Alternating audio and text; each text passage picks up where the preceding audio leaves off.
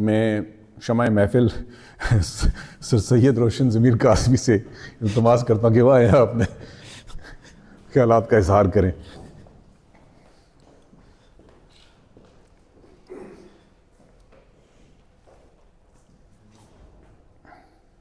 السلام علیکم. وعلیکم. میرا نام روشن ضمیر قاسمی. تو میں کوئی قلم کار ہوں اور نہ ہی کوئی کہانی نویس. شاعر ہوں اور نہ ہی افسانہ نگار.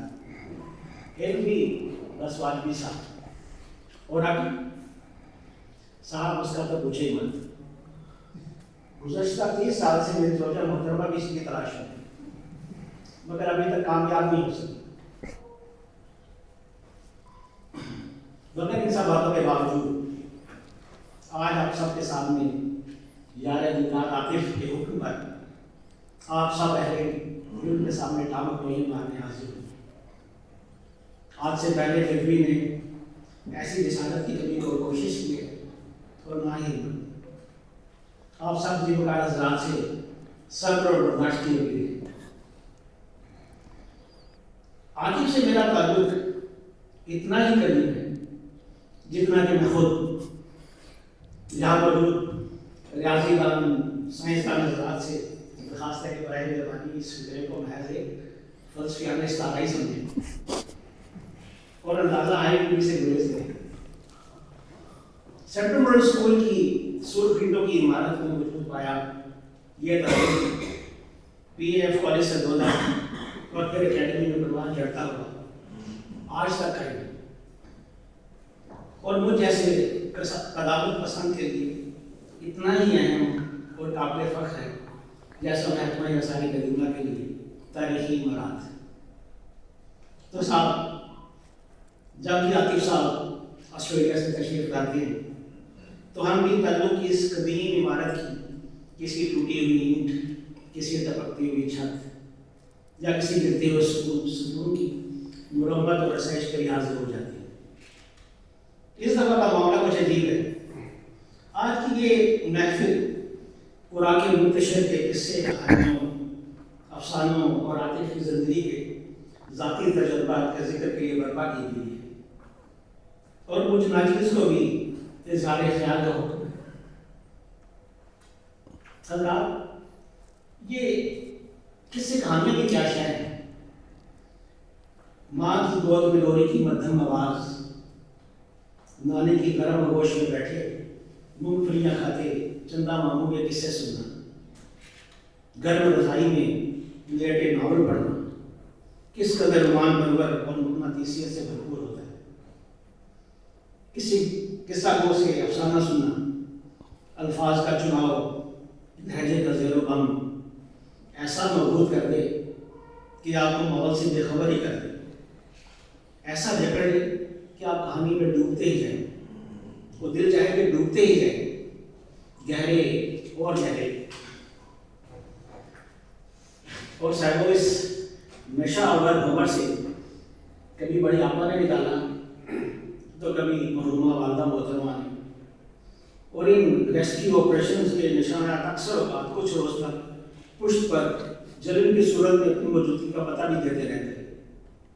باقی کچھ دنوں بعد یہ ٹوٹتا نشہ پھر کسی دوست کے آستانے یا کسی لائبریری کے در سے کوئی کتاب ادھار لینے پر مجبور کر دیتا. اس دشت کی سیاحی میں کبھی عمر و عیار کی زنجیر میں غوطے کھائے، کبھی انسپکٹر جمشید کے سنگ مجرموں اور مقرروں سے لڑتے پھرتے رہے، تو کبھی عمران کے ساتھ اغوائی ہو گئی. ان بکیڑوں سے نکلے تو فرحات علی تیمور اور بابا زمان خان سے ملاقات ہوئی. لکھاریوں کی ایسی منظر کشی کہ آپ خود کو اس لمحے میں بالکل موجود محسوس کریں. اس سفر میں کبھی اشفاق احمد تو کبھی واصف نواسی صاحب کے آسانوں پر حاضریاں دی اور ہمیشہ سوچتے کہ یہ کون سے لوگ ہیں جنہیں آپ نے ایسا زور قلم عطا فرمایا ہے. ان کے دل نورات کیسے ہوئے؟ وہ کیا کھاتے ہوں گے؟ ان کے ارد گرد کے لوگ کیسے ہوں؟ پھر خود ہی روان دیتے یہ کسی خاص دنیا سے تعلق رکھنے والے لوگ ہوں گے، عام لوگوں سے دور، کسی اس خوبصورت زمین کے مکین، جیسا اقبال کی نظم ایک آرزو کا ذکر ہے۔ پھر صاحب ہوا یہ کہ ایک دن عاطف کی طرف سے ایک افسانہ موصول ہو، اگر میں بھول نہیں رہا تو غالباً اس کا نام روم میٹ تھا، اور یہ دور تھا 1991-92 کا۔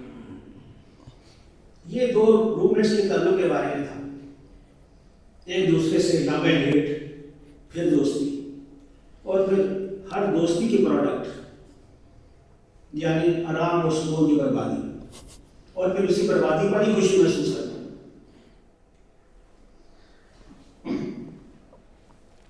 پہلے تو مجھے یقین نہیں آیا، یہ عاطف نے لکھا، کیونکہ یہ تو ہماری طرح کا ہی ہے، وہی کھاتا ہے جو ہم کھاتے ہیں، وہی پہنتا ہے جو ہم اسے بدن کرتے ہیں، اور رہتا بھی ہمارے ساتھ ہے۔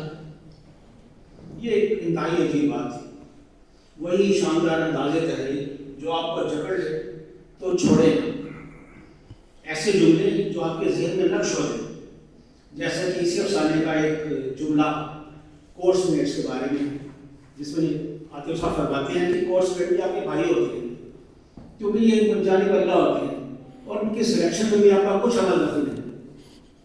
اس دن سے ہم بھی اس حقیقت پر ایمان کی طرح یقین کرتے ہیں، اور صبر کا دامن ہاتھ سے چھوٹنے نہیں دیتے۔